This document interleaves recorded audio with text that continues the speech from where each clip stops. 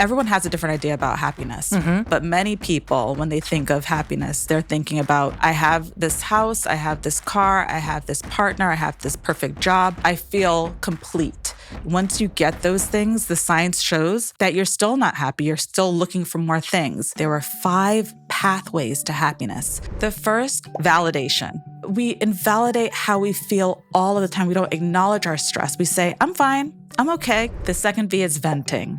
We need to let out our pressure. We need to let off steam, literally, right? The third is values. Having that self-reflection and thinking about what you truly value, what brings you purpose and meaning. The fourth is vitals. How many bodies did God give you? 1. And what do we have to do with it? Take care of it. The fifth is... Hey, it's your friend Mel. I am so happy that you're here because I love the topic and I love who we're going to get to spend time with together. And you know who else I love spending time with together? You. It's always an honor to be able to spend this time and learn with you and laugh with you. And if you're brand new, I just want to welcome you to the Mel Robbins podcast family. You have picked one heck of a winner of a conversation to listen to, because what's more important than your happiness? Not a whole lot else. And the fact that you hit play, you know what that tells me about you? It tells me that you're interested in learning more about ways that you can improve your life and be happier. And you also love research. I love that because I love that too. And today I'm bringing you a conversation that's not just inspiring, it's transformational. Today in our Boston studios, you're going to get to meet and spend time with the incredible Dr. Judith Joseph. Now, Dr. Judith is a double board certified psychiatrist. She earned her medical degree and MBA and completed her residency at Columbia University, where she now serves as the chairwoman of the Women in Medicine Board.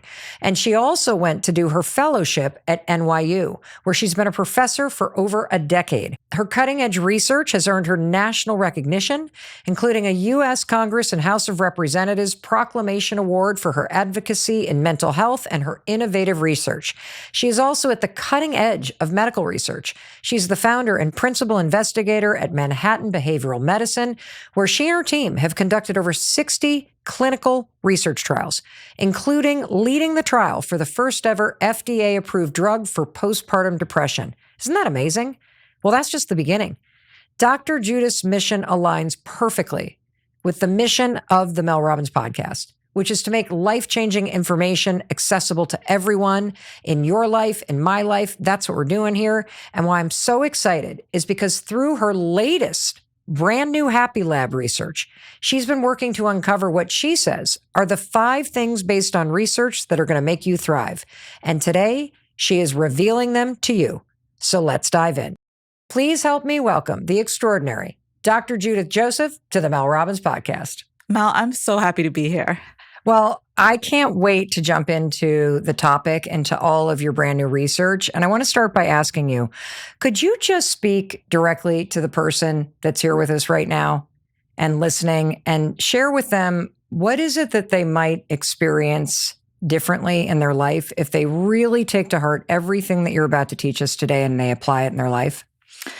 If you're listening right now and you are feeling a bit empty or restless or just feeling lost, you should thank yourself right now because you are giving yourself the gift of knowledge. You are being curious about how you can potentially be happier and how you could potentially impact the people in your lives.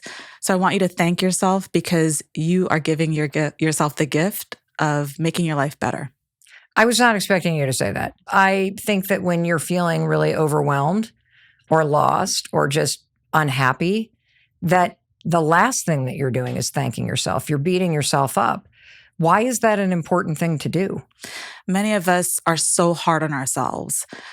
Look, for example, today, I'm coming to the Mel Robbins show to see my good friend Mel, and I'm like, why didn't I read this? Why didn't I read that? I had to even stop and say, I should be really giving myself some gratitude here. You know, I'm doing something that's making the world a better place. I'm a working mom. I'm a single mom. I am an entrepreneur. So as a psychiatrist, I have to remind myself of my self-worth, that I am doing something good, that I should be grateful for me and grateful for the things that I'm doing. What's interesting about what you just said is that I think that we all know that we beat ourselves up. But when I look at somebody like you, and I look at your resume and I look at the work that you're doing in the world, it wouldn't even occur to me that you have a critical inner voice. And I guess where I want to start, because for the person that isn't familiar with your work, you have an extremely unique lab. You do very important work. And I would love for you to just share with the person that's with us what you do and why it's so unique and the kinds of things that your lab is researching right now.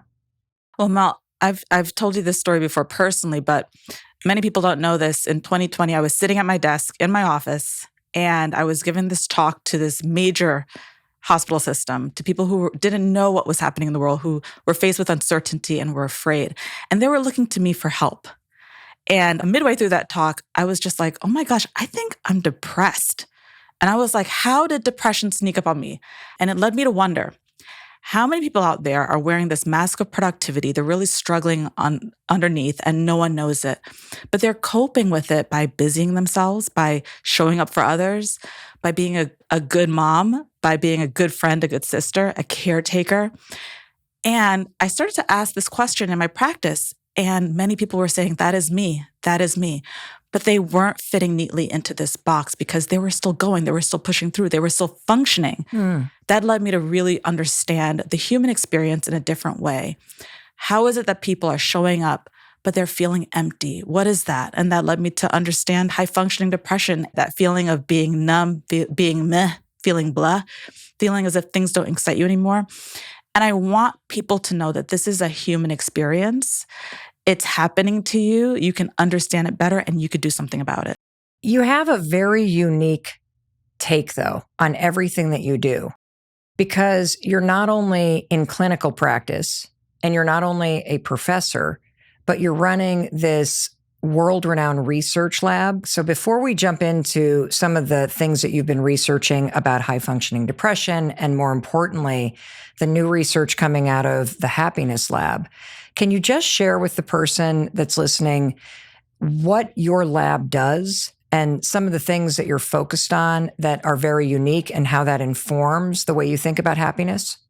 Yes, my lab is focused on mental health issues, anywhere from ADHD to dementia. And as a principal investigator leading teams that study phase 2 to phase 4 clinical research, we're constantly trying to work with companies to develop new medications, new therapies to address things like ADHD, bipolar disorder, schizophrenia, depression. And as a serious researcher, I know that there is something called the biopsychosocial model. Okay, hold on. What is the what did you say? Biopsychosocial model. Okay, and what does that mean in a normal person speak? Well, in medical school, we all learn that certain illnesses or conditions have different components. If it were as simple, let's say, for example, as depression, if it was simple as taking a pill, none of us would ever be depressed. We just put the meds in the water and everybody would be happy-go-lucky, right? Yeah. But we know that it's not that simple because biologically, there are risk factors for depression. There are risk factors based on your genetics, your past family history, and certain medical conditions.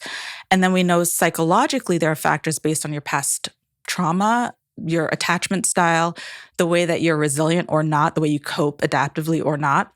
And then the social part, which is your environment. So what are your relationships like? What is your job like? What is your school like? What are you eating? How much are you moving? Are you exposed to toxins? So it's very complicated because there are all these factors that lead to your happiness or detract from your happiness. And I wanted to democratize that because why should only medical students have access to this? Everyone should know what their biopsychosocial is because then we have different avenues to obtaining and attaining sustainable happiness. I think I understand why you're so excited about this new research. What are you researching exactly in the Happiness Lab?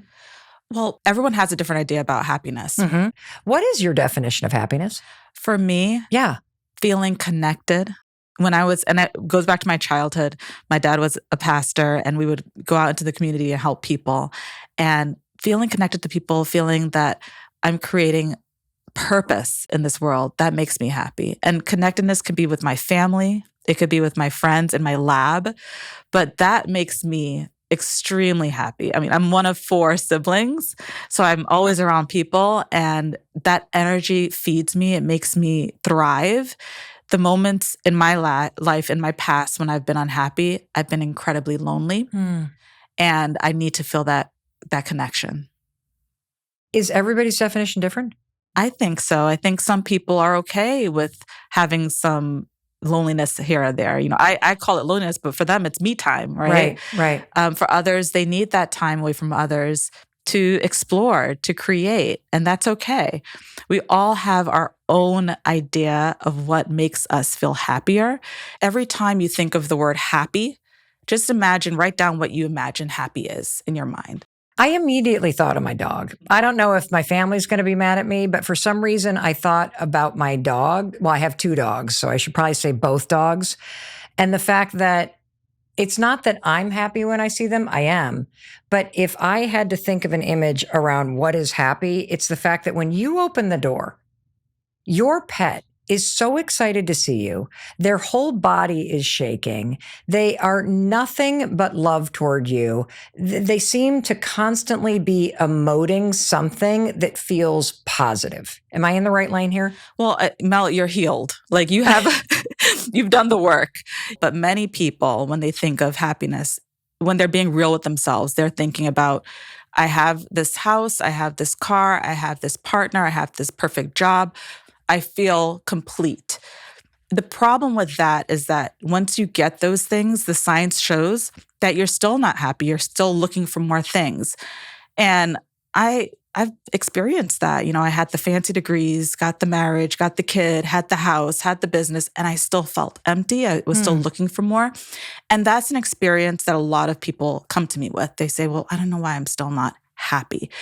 But I wanted people to understand why they feel this way. What is the science of your happiness? And there's this whole curriculum throughout America in many schools where adolescents are learning about the science of happiness, college students are learning about it, but a lot of adults don't know about it. And I wanted to basically bring you back to school to understand the science of your happiness. So in my lab, I take people through their own unique biopsychosocial and help them to understand their biology, understand their psychology, and their social factors so that we can work from these 3 different angles to really cultivate joy. Well, what I think is so cool is that when I think about what you do for a living, on one hand, you're teaching. On another hand, you're in clinical practice, sitting in front of people. And another unique thing about your practice is you have people of all ages in your practice. So your practice is little kids all the way up to grandparents. And so you're seeing the full range of the human experience. And then you're running an all-female clinical research lab that is investigating and running clinical trials for pharmaceutical prescription drugs that will help people with mental health issues. And so you have this lens that where you've seen interventions with prescription drugs, you see interventions with talk therapy. You are teaching this at New York University. And now you've decided to start this happiness lab to try to help people find their blueprint for happiness. So how did you set up the research for the happiness lab, given that you have these 3 very different parts of your professional life where you're seeing patients? I set up the happiness lab based on all the different hats that I wear. For example, with the doctors at NYU, I'm teaching them how to use media and social media to communicate effectively to the public. So taking really complex mental health things and delivering them in easily relatable ways. In the lab, I'm doing research with drugs and different methods, trying to address certain symptoms. And in the happiness lab, I'm really pulling from all of these different parts, these different hats that I wear, and making it accessible so that people have a path to really understanding the science of their own happiness and how to obtain sustainable joy. That's how I came up with the 5 V's to thriving. I wanted to be able to tailor this to the individual, but have a methodology that anyone could follow. And the 5 V's are very simple. The first is validating. Many times we don't acknowledge how we feel. The second is venting. learning how to express how we feel. The third is our values, things that really give our lives a sense of purpose and meaning. The fourth, vitals. We only have one body. We have to learn how to take care of it. And the fifth is vision. How do we keep moving forward so that we're not stuck in the past? So, Dr. Judith, you've spent almost your entire career treating and helping patients who are struggling with depression and anxiety and who are just feeling off or on autopilot, or they have like complex trauma. And that's the work that you've been doing as a psychiatrist. And then you have this research institute that is also researching and doing clinical trials for all kinds of pharmaceutical interventions that are trying to get approved by the FDA to help people with mental health challenges. And what I'm curious about is, why did you want to then kind of flip it from depression and anxiety and truly do research around happiness? Like, what led to this? So many times we're so focused on the science and advances that we've forgotten the basics. And we all have the DNA, we have the makeup to find happiness. We're just genetically built to have joy. That's why we have dopamine in our brains. But we've forgotten along the way the basics. And I wanted people to know that there were 5 pathways to happiness that everyone has access to. We all, do different things within these 5 V's that I created, but we all have access to them. And if we knew them, then we could all find the science of our own happiness and follow these 5 pathways. And are these 5 pathways that you're about to teach us, these 5 V's that have come out of your research in this Happiness Lab project, are these related to the same things that keep you unhappy or make you be in a position in your life where you feel lost or overwhelmed? Like, what's the connection between what you see when somebody's really struggling versus what you see when somebody's happy? All of these 5 V's have a negative and a positive aspect of them. If we're not doing them right, we will be unhappy. If we're doing them in a positive way that edifies us, we will be happier. Let me just see that I understand what you just said. So, as a psychiatrist and a researcher, you see these same 5 things when somebody's struggling. It's just that they're not actually focused on them. And that means that if you flip it, these same 5 things become your pathway to becoming happier, regardless of where you are in your life and what you're dealing with. Absolutely. That is so cool. Well, one of the V's I heard you say was venting. Yes. No wonder I'm happy, because I do a lot of venting. Now, I actually want to unpack all this because you keep those saying, tailor it to the individual. What does that mean? Because I thought that kind of the blueprint is the same for all of us. It's not. We all have a biopsychosocial, but many of us, let's say people who have autoimmune conditions, we may have to focus more on the biological part, because if we have a condition that's really creating a lot of stress on our bodies and brains, then, it may not make sense to focus on the social part. Like, it doesn't matter how much kale you eat, you're still going to have that autoimmune condition. So you may have to work with specialists, work on decreasing the amount of inflammation in your body from that biological perspective, and then work on the psychological and social later. For others of us, we may have more of the social aspect that's creating stress in our system. So it could be a bad relationship with a toxic individual who's literally like sucking our life force. So again, you may want to focus there, because it doesn't matter how much sleep you're getting. You need to be able to get this person out of your life so that you can see clearer and make better decisions. And for others, we have more psychological components that are creating stress. Let's say if you have a history of trauma and you are avoiding things, you're avoiding living because you're afraid of being triggered. I may want to work more with that individual on how to address their trauma response so they can cope better. So yes, the 5 V's seems like one method, but we all want to utilize it differently because we're all unique and different, and we all have different biopsychosocial components. And the 5 V's that you're about to share with us help you customize what you need to work on now. Yes. That is so cool. Okay. This is personalized medicine, basically, straight from you. So let's unpack this. What is the first V in this formula that you have? The first V is validation. We often are so busy, we neglect how we feel. We sometimes I'm guilty of it too. I'll be working and I have to go to the bathroom and I don't even go to the bathroom. I'm invalidating how I feel. And I recently gave a talk to a group of high-powered women and I asked them, how many of you have worked through going to the bathroom through eating? And they raised their hands because we don't acknowledge how we feel. If you don't acknowledge how you feel, you can't do anything about it. How on earth does validating how I feel make me happier? Knowing how you feel in itself is a therapeutic act. Many times we don't understand our emotions. We kind of feel like blah, numb, or we're just going through it.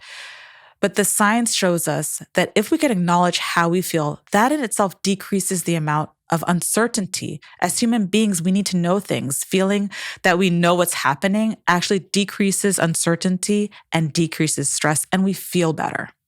So how do you start this? Because I think for a lot of us, if I think back to today, I'm doing okay. Mm-hmm. Like this particular day. Tomorrow, who knows what's going to happen when I wake up. But when I think back to moments in my life where I've been profoundly unhappy, I was way too busy. I was drinking too much. I was gaslighting myself, saying, I'll just get through it. But if you're in the middle of that, or you're profoundly depressed, like you're so wired to just keep going or to avoid it, how do you even validate your feelings if you've basically been numbing them for a long time? So many times we avoid how we feel because this is a trauma response. If bad things happen to us and they're emotionally triggering, we don't want to think about it. So it's natural to not want to say, I feel this way, because we're afraid that if we acknowledge it, something bad will happen. And we get triggered and we may go into fight or flight because we're acknowledging this negative emotion.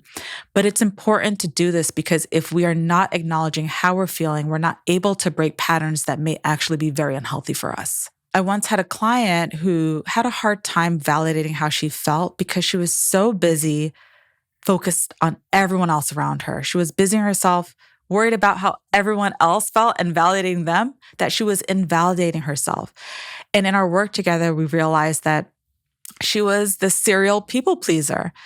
But in that work, having her slow down, having her not look outwards, but look inwards and understand that, okay, I'm doing this because I have low self-worth, because, in my past I was neglected, that this is the only way that I can show up because this is the only way I think I'm able to obtain love. That allowed her to acknowledge that emptiness that she felt, that feeling of low worth that she felt. And it wasn't a positive feeling. It was a negative feeling. It was painful for her. But acknowledging it and validating it allowed us to do the work to move forward in a different direction so that her relationships are more balanced and they're healthier.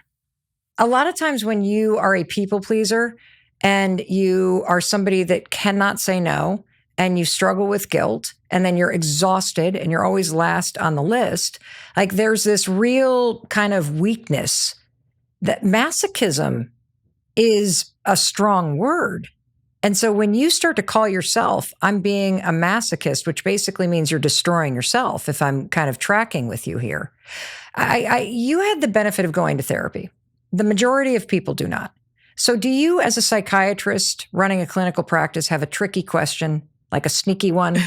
First, no, I'm serious. The act of learning how to validate how you feel, it's very difficult for a lot of people. I remember this funny thing that my mother said once. We were talking about therapy, and she just kind of quipped, well, why would I want to go to therapy? So I can find out I hate my life and I don't like your father? Like, I don't want to look at myself. And we had a good laugh, and she was kind of kidding. But is there a way, and I really mean this, for somebody that's never stopped to think about how they're actually feeling because they've been in survival mode or they've had an experience in life where they've just felt kind of invisible, where you could give the person listening a cue or a journal prompt so that they could truly do step one? Absolutely. And you're going to say it's simple, but the first step is ask yourself, how do I feel? I know it sounds so cheesy, but how do I really feel? That's like the internal validation.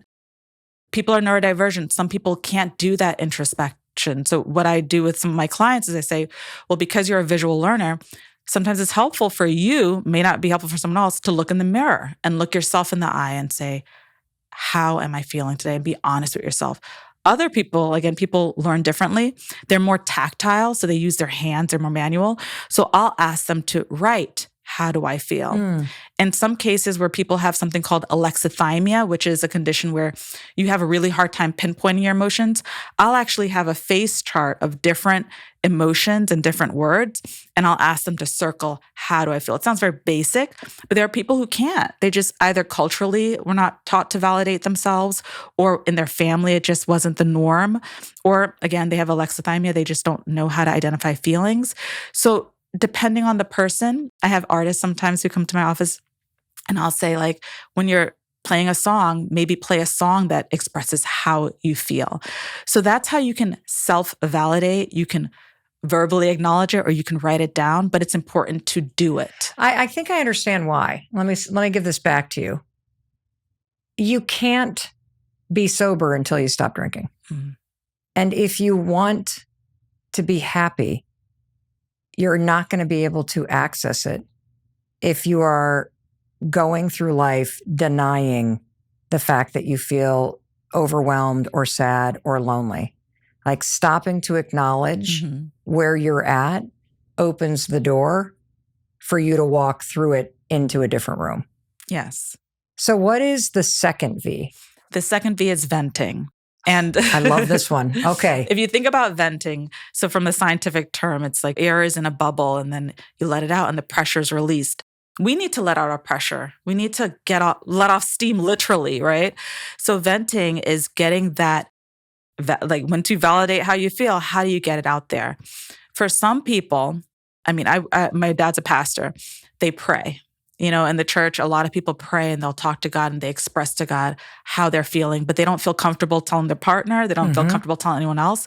For others, it's talking to a therapist. For others, it could be to a faith leader. And I mentioned I treat artists. So sometimes some of my artists will come in and they'll sing a song to me or they'll show me something that they drew. I personally vent by using social media, because if I'm feeling a certain way, I'll create a reel or, a post to express it. And a lot of my younger clients who are in Gen Z, like I think now 50% of Gen Z wants to have like a side hustle as being an influencer. So they're expressing their feelings that way, venting in that creative outlet. So let me just make sure I get venting. Because when you said the second V from the research that you've been doing on what you need to be doing in order to become happier based on the research. When you said venting, I'm like, great. So my rage texts to my husband are going to make me happier. But that's not what you mean. Okay. Well, there are do's and don'ts of venting. Okay. Right? So give us the do's, because if you validate how you feel, which opens the door to having you be able to feel something different, then you have to vent. But what am I venting exactly? Am I venting bad things? Am I venting good things? You can vent bad or good. Venting is getting the emotion out once you acknowledge it. Oh. Validating can be acknowledging both perceived good and bad emotions, right? Negative or positive. I don't like the word good, bad, but any emotion that you acknowledge, you can then vent it. Now, what you described when you are, full of rage or you're emotional, that could be perceived as trauma dumping, right? So you mean Thursday night? And with my clients, I do go through the do's and the don'ts. Like, don't vent when you're in the heat of the moment, right? Maybe take a beat, slow down a bit and think about it. And then, don't trauma dump, especially if you're venting to someone who's maybe someone who's an employee, right? That power dynamic is not fair, because they're going to listen. They're not going to be like, shut up. Like, you complain all the time. They're going to be like, yeah, boss. And then they're going to go home and then they're going to vent to someone else, right? So you want to be mindful of making sure that you're not trauma dumping and making sure that you are reflecting and not, then creating stress for someone else. But really, I ask people to do a lot of self-venting first. So say it out loud if you have to, express it in a song if you have to, but it is helpful to talk to people. And you want to think about, okay, the person that I'm going to repeatedly, is it fair? is that person okay with it? So you can even ask them like, hey, is it okay if I check in with you? I have this problem. I know that I come to you often. If it ever feels like I'm doing this too much or you feel overwhelmed and it's not reciprocal, let me know. So there are ways to go about it, which I provide. So as part of the 5 V's, and I'm sorry, I've like got my little brain spinning here. Are part of these 5 V's helping you also release the things that are keeping you unhappy? Yes. Got it. Okay. So now I'm getting this. So a lot of people that do happiness research, they start with do these things, and then that creates more happiness. As a clinical researcher, you're saying there are actually things that are in your way from even accessing the advice that a lot of people are giving. That if you're, let's just take the first one, not even present to your feelings and you haven't validated them, you're not going to take the walk. If you're not venting, which now it sounds like venting is literally releasing the emotion that has you trapped, whether it's positive or negative, and saying, oh, I'm sad, or talking to somebody or doing art, you're going to stay stuck in that emotion because it's trapped in you. And so it's almost like these are hidden obstacles that are keeping you from accessing the happiness that's available to you. Absolutely. Oh, I just got this. Yes. Okay. I love the way that you really break things down, because you're absolutely right. People automatically think I got to do these things, but they're not doing the first parts, which is, again, this is the democratizing of the mental health that I'm talking about. The first parts, that's usually what happens in a therapeutic setting, right? We start at the basics and then we work our way up to the action. Gotcha. But when you're skipping that part, right, and you're doing the action, you don't even know why you're doing it. It's you a don't Band-Aid. Understand it. Correct.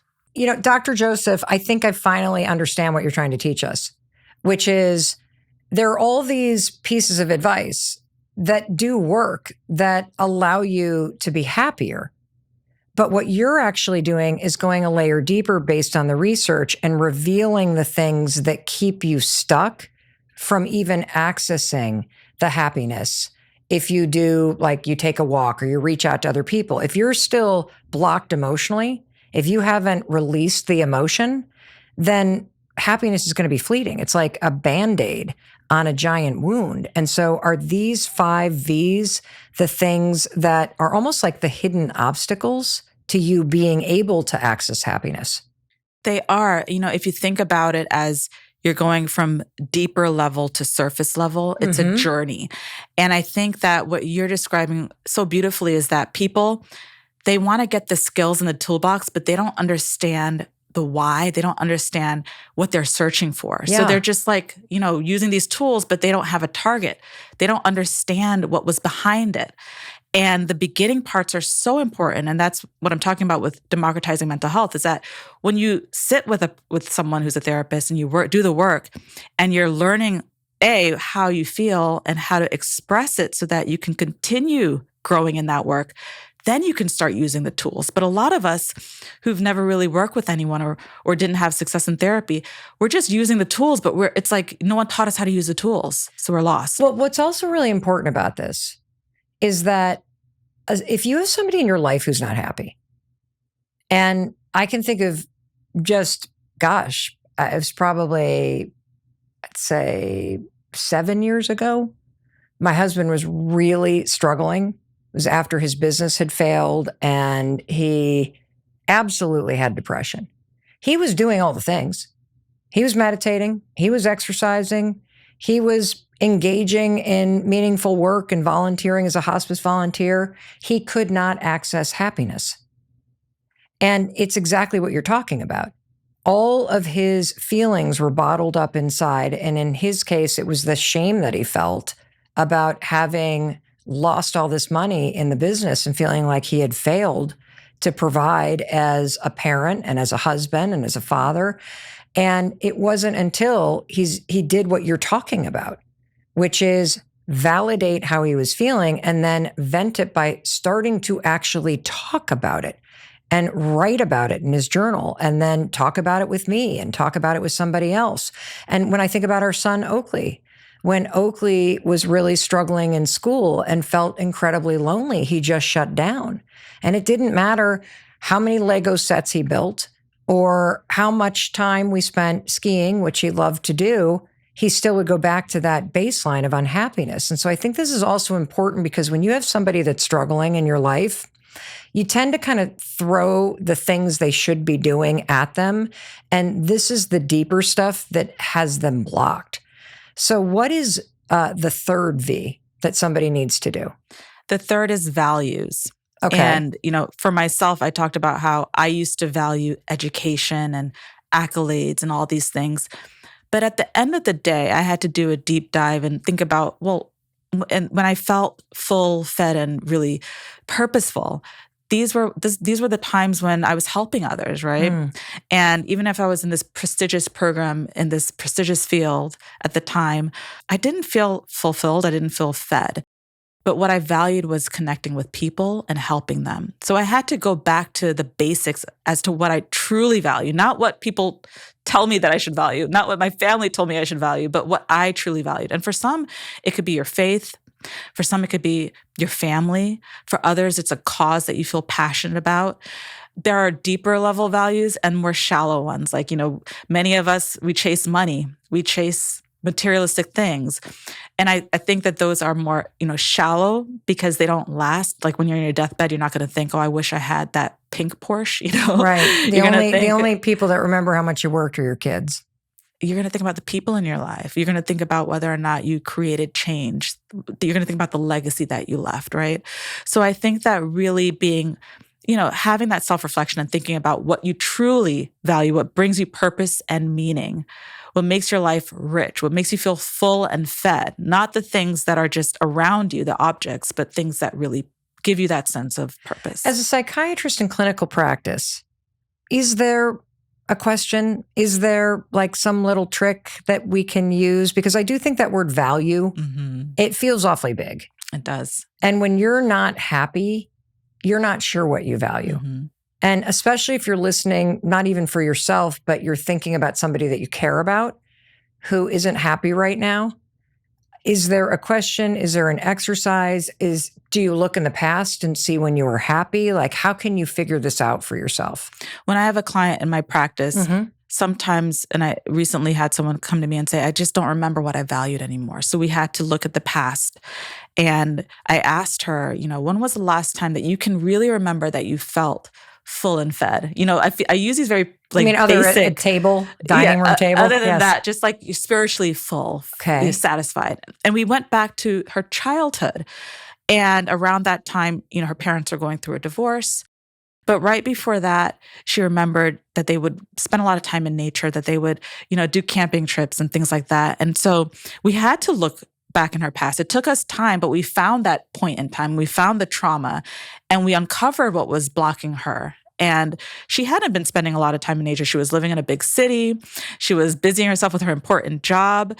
So I asked her, okay, you value nature. Let's start to spend some time there. I didn't ask her to go on a hiking trip. Right. I asked her to slowly take steps. So the first step was, reading about a hike online. The next step was maybe looking at pictures of it, maybe going out and picking out some boots. So we did baby steps to get there. And eventually she started spending more time in nature and feeling a bit happier. Not to say that her depression was completely cured, but her points of joy were increasing. And that gave her hope because she felt so lost. But knowing that these little things, simple things, could bring her back to feeling purposeful, even for just moments, that gave her hope. I have a friend that I saw recently who just was glowing. And I said to her, what is going on? Like, you look amazing. And she said, well, you know what? I started taking ballet classes as an adult. And it was something I did as a kid. And I've been feeling this sense that something's missing because my kids are now busy as they're getting older and I'm not quite sure what fills me up. So I just started taking ballet because I used to love it. And she just looked alive. And I offer that up because I think it's a easy way to think about what is something that you haven't done in a long time that you used to enjoy doing, hiking, taking a class, artistic expression, that just that little thing you're saying based on the research can open up doors to greater happiness for you. It can. And sometimes I have clients who can't remember their childhood because maybe there was so much disruption, maybe there was so much trauma, and they have a foggy memory. So I have other creative ways to help them with their values. Like, think of someone that maybe if you could pick one person that you could sit down and have a coffee with or a drink with, who would it be? And sometimes they'll be like, oh, I wish, if Prince were alive, I could sit down with Prince. But it's like, okay, so what is it about Prince, And then we go back to they value music, and they used to listen to music. They used to go to live shows. So there are different creative ways that you can get to finding out what you value. And, for some of my clients, I have to be very concrete and list the values out and then go through them. But you can find things that you truly, bring your life meaning, that truly give you a sense of purpose, even if you feel like, okay, I don't have time for that, or I forgot it. I can see now why this is individual. Mm-hmm. These 5 V's that you're talking about remove the blocks to happiness, but they also help you locate the little drivers inside you that you either got too busy or too depressed or too overwhelmed to be conscientious about inserting into your life. That's really cool. I love knowing that these simple things also are tied to all of this research that is coming from your renowned institute.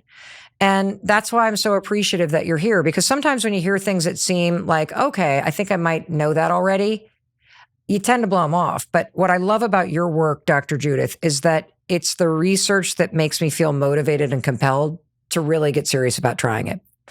And I'm sure as you're listening to Dr. Judith, you're feeling more motivated to try it too. And one of the things that you can do based on the research to boost your happiness is to be connected with people that bring you joy. And so you can spread a little joy by sharing this life-changing information with somebody that you care about. I love learning from you, Dr. Judith, and I'm so grateful that you're here to share all of the extraordinary insights that you've had now that you've started the Happiness Lab. So, Dr. Judith, what is the 4th V? The 4th is vitals. Okay, and what does that mean? I call it the annoying V because whenever you go to your doctor, they're going to be like, make sure you're eating well, you're sleeping well, and all these. Oh, I thought you were about to say, get on the scale. I'm like, let me take our shoes off first, please. But, with my daughter, every night, I'll tell her, I say, how many bodies did God give you? And she says, 1. And then what do you got to do with it? Take care of it. And I think it's a very basic, story. It makes my heart really tender, but we only have one body. That was so beautiful. Thank you. Would you say that again, what you say to your daughter? I ask her, how many bodies did God give you? And she says, 1. And what do we have to do with it? Take care of it. It's so true. And regardless of what you believe when it comes to spirituality, you just have one body. Mm-hmm. And it's your job to take care of it. Mm-hmm. It's actually your responsibility. And I love that word responsibility, because if you break it apart, it's your ability to respond.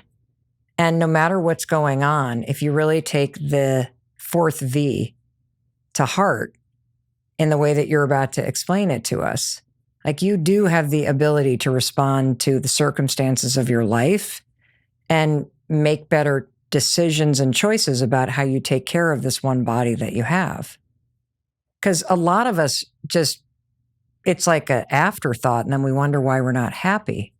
What are the most important things when it comes to this 4th V and vital and taking care of this one body you have?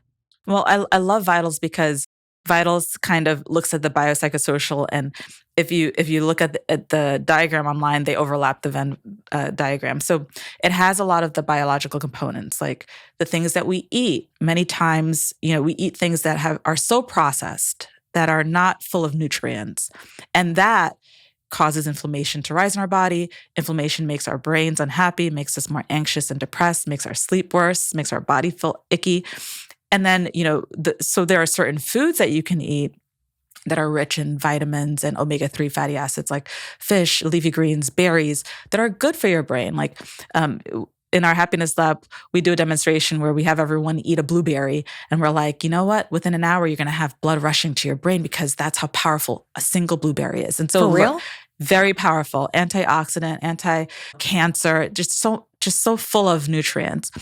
And so learning that food has so much power in terms of your happiness, it's a reframe for me. So when I start eating my salmon and my spinach, I'm like, I am doing such good things for my body right now. I'm loving myself. I'm taking care of my body. And that is I'm self-validating, I'm venting. Oh. You're tying wait. all the V's together. You are. Yes. You're right. Because you're talking about how you feel and you're talking out loud to yourself. You value taking care of yourself. And now you're taking care of your body. As our doctor, even though you can't truly, you're not really our doctor, but if you could give us one directive in terms of this fourth V, what is the single most important thing to do, in your opinion, if you could just remember one, to take better care of your vitals, to open the door to happiness? Well, in the vitals, there's one that doctors neglect. Doctors don't ask you about the quality of your relationships. Oh. And longevity science shows that the number one factor for longevity, for good outcomes, are your relationships. But, doctors are constricted with insurance and they only have 15 minutes to get everything in. So they're not asking you about that, right? Your relationships are so important. And there was this, I can't remember, I think she was a TikToker, and she went on and she was saying that she was so lonely. She hadn't had human touch in months during the pandemic. And she was just it's called, I think, skin starvation, where you don't have that touch. Relationships are so important. They determine your long-term happiness, your health. So pay attention to them. Don't ignore your relationships. And I think that's an important part in the vital. So I talk about how every day I talk to my daughter and I tell her, how important she is and how there's only one her. And there will only ever be one her. Like when I'm talking to your followers, there will only ever be one you. Take care of yourself. Make sure you're getting that connection. So yes, the vitals include things like sleep, movement, eating well, limiting your screen time, because that's another vital we neglect. We don't talk about how technology impedes our health, and how I think one day in the DSM-5, there's going to be a whole section related to how technology is impacting our mental health. But these are all important vitals. But I think that the quality of your relationships, they're so important. And what's the fifth V? The fifth is vision. Many times we're so busy that we are not planning our happiness. We're not looking forward. We're not celebrating our wins. And I'm not talking about the big wins. I'm talking about even the small wins. Like if you got your kid to school on time, sit down, have a sip of coffee and say, wow, I'm a good parent. I did that. And also just planning joy. We don't take the time to do that. We check the boxes, but we don't really look forward to the future. And if we don't have things to look forward to in the future, we're going to feel stuck in the past. I think you see it for sure when you have somebody in your life that is unhappy, that when they wake up, they're not happy with the life that they're in and with where they are in life. Is there a simple thing that you tell your patients to do that helps them have a vision that makes them happy with where they're going in life and with where they are? Yes. I mean, I have so many different tools that I give them, but one of my favorite is the time capsule tool. So I'll say, what's that? Will you walk us through that?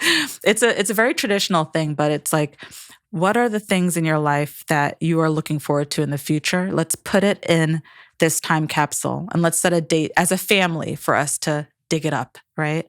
So but you can do this as an individual, right? You can do this as an individual. All right. So let's just say you're an individual and you're unhappy and you're about to do the time capsule exercise. Can you walk us through it?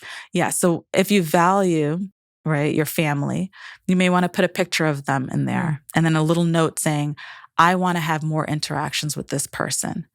If you value music and you want to have more live music experiences, I'm going to try and put something in there that I'm going to work towards. Maybe it's seeing my favorite artist playing. Maybe it's finally going to a concert. If it's about your health, you're going to put something in there like, okay, I want to get more movement in. So in the future, I'm going to write a note to myself that I'm going to get more steps. Some of us don't get enough steps because we're so sedentary in our ways. But then if we have this physical thing, and the reason that I came up with this is because I've traveled the world learning about how we view happiness differently. I noticed that a lot of cultures have little shrines, and it made me curious about that. Like, what is it about that symbolism that's so powerful? Sometimes we have to create our own little shrines to remind us, right? Because again, many of us are neurodivergent. We learn differently. So having that visual, that tactile, that sensory reminder helps us to have something to look forward to. And my clients love it. They love to like be their own like happiness archaeologist and like put together this time capsule and then have something they could dig up in the future. It doesn't have to be a year. It could be like 2 months, but we dig it up together and we explore like, how did we do? And I think it's a creative, fun way for people to stay on track and to have something that keeps them moving forward. How does, because I know you research the heck out of absolutely everything you recommend. So how does the physical act of creating a vision help you feel happier? You're using all of your senses to stay present. It is something that you need the sense of touch for. You need the sense of sight. Some of the things in there could be emote smell or sound, but it keeps you grounded and present in this act of love to yourself. And like I mentioned, a lot of my clients are neurodivergent. They need those different stimuli to be able to stay focused. And they need something to physically look forward to. Many of us can't be as abstract. Many of us need those concrete reminders. So and it's something we can do together. It creates that sense of connection, that community. Yeah. And there are many other tools that I have for keeping, yourself on vision. This is just one of them. For others, that would never work. Give me another one. For my busy moms, I tell them to open up their calendar and we literally sit and we plan joy. And it sounds kind of like cheesy, but especially for a busy mom, you're like, are you kidding me? I've got a little laundry to do. Well, what I find in my office is that people will open up their calendars and there's like zero joy. They planned everything else. They have the kids' soccer. They have, their work schedule. They have chores, but there's no joy. So we color code the joy differently, and it keeps them accountable. Again, people are visual. Some people are very visual. If they see that there's planned joy and it's blocked out for everyone, you're doing multiple things. You're setting boundaries. You're setting a reminder, and you're prioritizing joy. And a lot of people, if it's not in their calendar, it's not going to happen. So given that you have been researching all of these factors, that it seems like, especially since you do all this clinical research around mental health and prescription drugs, it seems to me that these are not only factors that help you access happiness and create a customized blueprint or formula for bringing more happiness, they also seem like the things that are missing when you're dealing with somebody that has, say, treatment-resistant depression, or that's really struggling with a diagnosable issue, that these are also the factors that you see that are present when you have someone that's struggling, that they don't have a vision, that they're not taking care of themselves in terms of the vital things from sleep and eating and connection that we all know we need to do, to the not talking about how they feel, to not even understanding how they feel, to not even having something that they value that could be as small as gardening or being part of a book club, that those things are missing from someone's life. Is that a fair guess on my part? It is. You just described the biopsychosocial in such a simple way. But yes, these are all the components that make up an individual. We forget that real happiness is the sensation. It's the plethora of sensation. When you're feeling lonely, being connected. When you're hungry, feeling fed. When you're tired, feeling rested. All of these things make up what happiness is, but we forget about it because we get so focused on just the biology, like just the medicine, that we forget that there are other parts of our lives that if we can just shape them a bit differently, if we have some, control over the direction of those factors, that we could actually have more sustainable happiness and joy. Wow. I mean, that makes a lot of sense to me, especially when I think about the fact that one of the biggest signs of depression or somebody struggling is that they ruminate and they stay in their head, which they're not truly able to validate how they feel and start venting it because they're in an echo chamber. That's really cool that this is what you're doing. Is there anything else that's come out of all this research that you want to make sure that we know? Well, I mean, I think for women in particular, we have twice the rate of depression and anxiety that men have. Women are twice as likely to have depression and anxiety. That always hits me. I'm like, oh my Why? gosh. Well, when we think about biopsychosocial, from a biological standpoint, we have different hormones, and our hormones at times makes us vulnerable. I do a lot of work with postpartum depression and with perimenopause and how moods impact our emotions and our behaviors. Society-wise, the social part, we're expected to show up for others. Life is unfair. We get paid less. We work very hard and we have so many roles. Many of us are taking care of our kids and our parents, and we have jobs. And then from the psycho part, women have high rates of trauma. We have high rates, again, of, depression and anxiety. We have past things that happen to us. When we attach to others, we're more prone to be in, relationships that could be toxic, right? So there's a lot that's happening for women. And I think we have to acknowledge that. And women in particular need to take care of themselves. It doesn't mean that hormones makes you crazy and wild and emotional. It just means that acknowledging that, okay, when I have my period, I'm going to be more vulnerable. When I'm going through the postpartum period, I'm going to be more vulnerable. When I'm going through perimenopause, this is happening to me. Acknowledging that these things happen. And I think that for my patients is very validating. They're like, oh, I understand this. So sometimes we'll plan the periods. If we know your period is coming in 2 weeks, you're going to get more support. You're not going to work as hard. If you're someone thinking about having a child, a lot of my patients do, and we do a lot of planning around that. And if you're hitting your 30s, late 30s, early 40s, I'm like, hey, think about perimenopause, So I think the knowledge, the knowing that this is happening helps you to plan your happiness, not just be a passive participant in this role. You can actually do things to support yourself better. I think that's so important. I remember when I started going through menopause, I thought I was going crazy. The brain fog, forget about the sweating. I mean, that was awful too, but just what was happening to me psychologically. And I suffered for too many years because I didn't do what you're teaching us, which is validate that this was happening and then vent to somebody. And all of these steps kind of get you to stop and drop in and realize that you have the ability to make a decision, that you're not just going to let all of this stuff happen and be at the effect or the victim of it, that there are little levers that you can pull that it sounds like based on the research make a huge difference. Mm-hmm.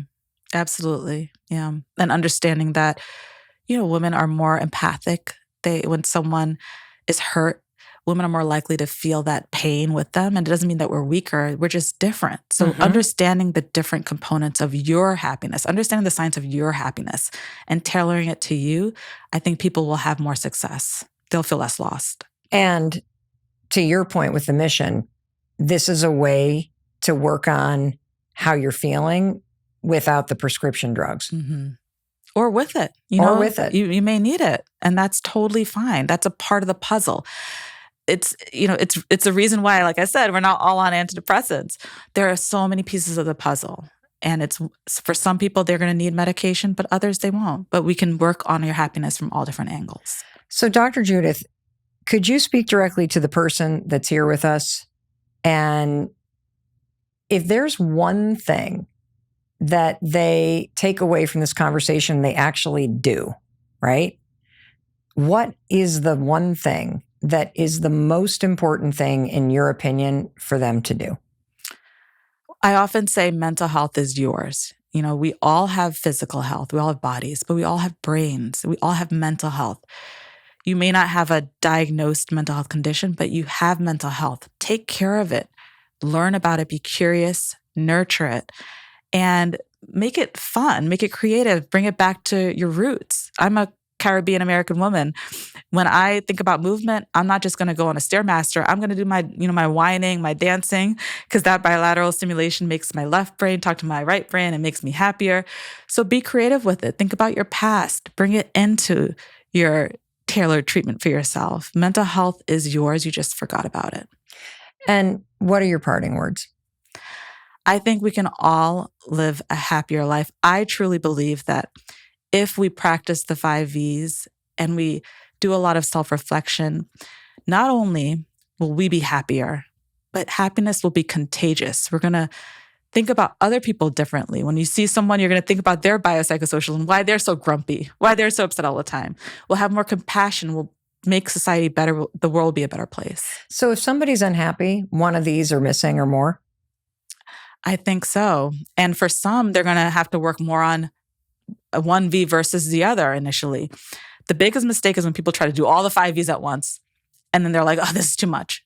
Pick one, Will it work if I just pick one? Will I feel happier? In research, we use points.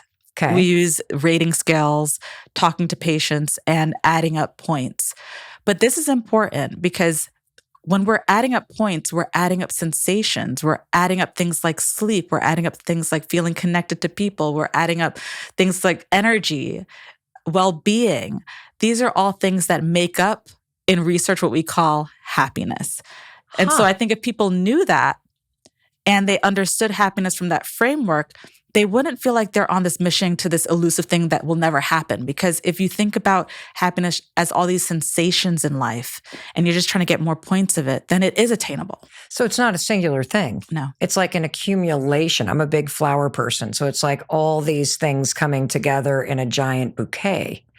And I take it the 5 Vs are all little points or flower buds or whatever that you could add in to build happiness in your life. Little points, you will get there. It is a process, right? And I think a lot of us want the quick fix, but you'll get there slowly. Well, that's why with I'm time. taking the pill. Like I want the quick fix, which is why I'm like, I will try that, not to diminish how life-changing they can be. But you have been researching this, and it can be really discouraging when you're not happy. Yes. And so what are you seeing based on the research that if you truly embrace these 5 Vs, these things that are within your control, regardless of how you feel or where you live in the world, what are you seeing is possible in terms of the good news if you focus on these 5 things? Just think about this. In most research, we don't use the word happy. We try to eradicate points of depression. So reframe it. Instead of thinking, I don't feel happy yet, think about the points of joy.